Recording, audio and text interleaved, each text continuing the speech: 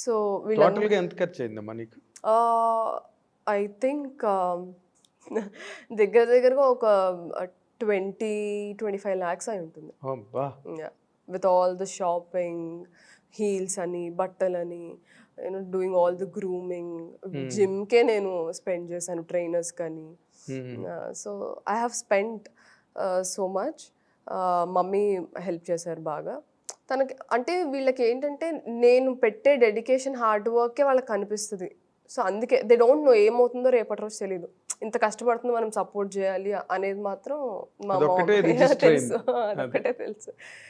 So ఆ రోజు back stage win అయిన తర్వాత ఆవిడ ఏదైతే మాటలు అన్నారో, you have to put down your weight, 50 అవ్వాలి, 62 యూ ఓన్లీ హ్యావ్ అంటే అది Feb 24th. May 6th కల్లా అందరం ముంబై వచ్చేయాలి. సో వాళ్ళతో 2 months ట్రావెల్ చేస్తే ఆ ట్రావెల్లో వాళ్ళు పిక్ చేసుకుంటారు. మనం అక్కడ చాలా సబ్ కాంటెస్ట్స్ అవుతాయి ఆ 2 monthsలో. మే, జూన్ 19th అనుకుంటా మాకు ఫినాలే అయ్యింది. బిగ్ బాస్ లైక్ ప్రోగ్రామ్లే ఉండవుగా? లేదు.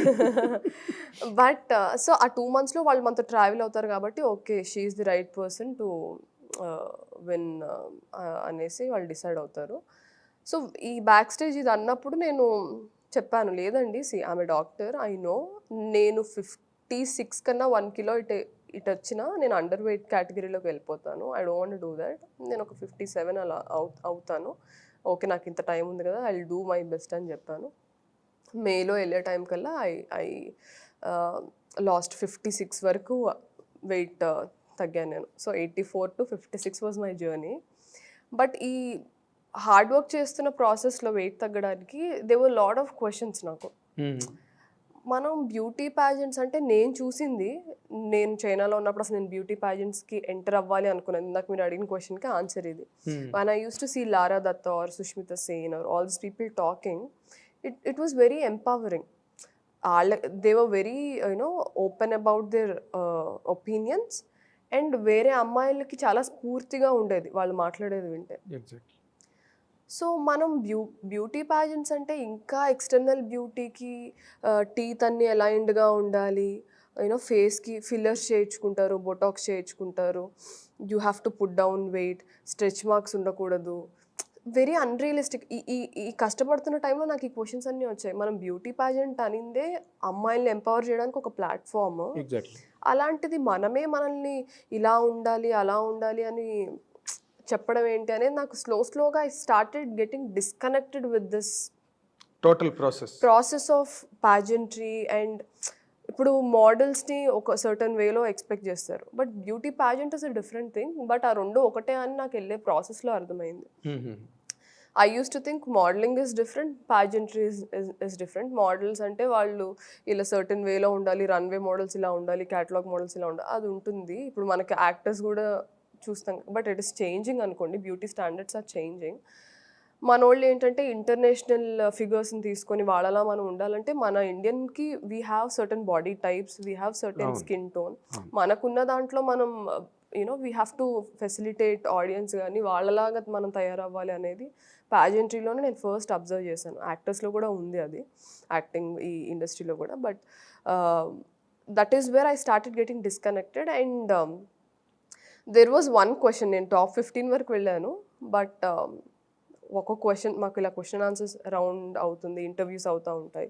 They asked me one question, that is where they got disconnected with me. అప్పటి వరకు నా పైన చాలా హై ఎక్స్పెక్టేషన్స్ ఉన్నాయి వాళ్ళకి. They asked me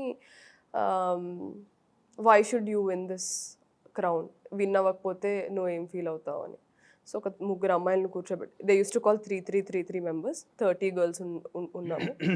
so the other 2 girls were like, no మేము చచ్చిపోతాం ఇది రాకపోతే అలా ఇమిడియట్ బయటికి వెళ్ళి చచ్చిపోతాం. So they were very emotional, no ma'am this is like మేము ఇది చాలా కష్టపడ్డాం దీనికోసం, అండ్ ఇది రాకపోతే this is our life, this is our dream, this is my dream. ఒక అమ్మాయి ఏమో నాకు చిన్నప్పటి నుంచి డ్రీమ్, నేను పాజెంట్స్ చూస్తా పుట్టింది అందుకు అని. నన్ను అడిగినప్పుడు నేను ఏం చెప్పాలా అని ఆగాను. సరే ఏదనిపిస్తే అది చెప్దాము అనేసి I took a gap for like 10-15 seconds and I told them, see I have worked my ass off for this. ఎంత హార్డ్ వర్క్, ఇప్పుడు మీకు చెప్పాను కదా నేను చైనాలో ఉన్నప్పుడు ఎలా దట్ ఈస్ దేర్. ఇక్కడ అదంతా చెప్పలేదు. మ్మ్. నేను ఎంత హార్డ్ వర్క్ చేశానో నాకు తెలుసు. నేను అంత చేశాను కాబట్టి ఈరోజు మీ ముందు నేను కూర్చున్నాను. విన్ అవ్వకపోతే definitely I will feel bad, because ఇంత ఎఫర్ట్ పెట్టాక ఒక దానికోసం అది రాకపోతే ఎవరికైనా బాధగా ఉంటుంది. But I also have the maturity to understand that this is not the end of the life. This lot of life after this. Pageant is not my life. Pageant is just part of my life. Yes. So I'll definitely feel bad, but I'll move on అని చెప్పాను. So వాళ్ళకి ఏంటంటే డెస్పరేట్గా ఉండేవాళ్ళు కావాలని నాకు అప్పుడే అర్థమైంది. అంత డెస్పరేట్గా ఉన్న వాళ్ళే ఏమైనా చేస్తారు అనొక యూనో ప్రీ నోషన్లో వాళ్ళు ఉన్నారు. But thinking realistically is also very important. Very important. ఇప్పుడు ఏది nothing is indispensable in this world. Right. ఇది లేకపోతే మేము చచ్చిపోతాము ఇది అన్నది లేదు. లేదు, ఆ మూమెంట్ అనిపిస్తుందేమో కానీ ఆ మూమెంట్ లో కూడా నీలాంటి ఒక విజ్డమ్ ఉన్న గర్ల్స్ కి అనిపించదు. వాళ్ళు కొంచెం నేరో మైండెడ్ గా ఉన్న వాళ్ళు, లేకపోతే ఆ లిమిటెడ్ మైండ్ సెట్ ఉన్న వాళ్ళకు మేము చచ్చిపోతామండి మేము ఇందుకే పుట్టాం, లేకపోతే కొంతమంది ఏడ్ చేస్తారు అక్కడ. అది that happens in fact in normal interviews also. Job interviews లో కూడా వాళ్ళు కొంతమంది బోల్డ్ గా ఉంటారు, కొంతమంది ఏడ్చేస్తారు. It more happens with girls. Mainly ఇంకోటి ఏంటంటే బ్యూటీ పాజెంట్స్ లో we also have this beauty with purpose project ఒకటి చేయాలి. Beauty with purpose project. So అందులో ఏంటది అంటే అందులో ప్రతి ఒక్కళ్ళు వాళ్ళ ఒక కాజ్ ని సపోర్ట్ చేస్తా సోషల్ వర్క్ చేసి అది ప్రెజెంట్ చేయాలి ఫినాలేలో. సోషల్ కాజ్ కి.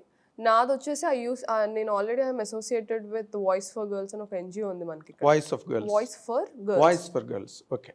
వీళ్ళు ఏంటంటే మార్జినలైజ్డ్ ఏరియాస్కి వెళ్ళి అక్కడ ఉన్న పిల్లలు టీనేజర్స్ ఎవరైతే ఉంటారో గవర్నమెంట్ స్కూల్స్లో చదువుకుంటున్న వాళ్ళని from age 13 to 15, 8th, 9th, 10th క్లాసెస్లో ఉన్న వాళ్ళకి 3 సెగ్మెంట్స్లో వి యూస్ టు గో.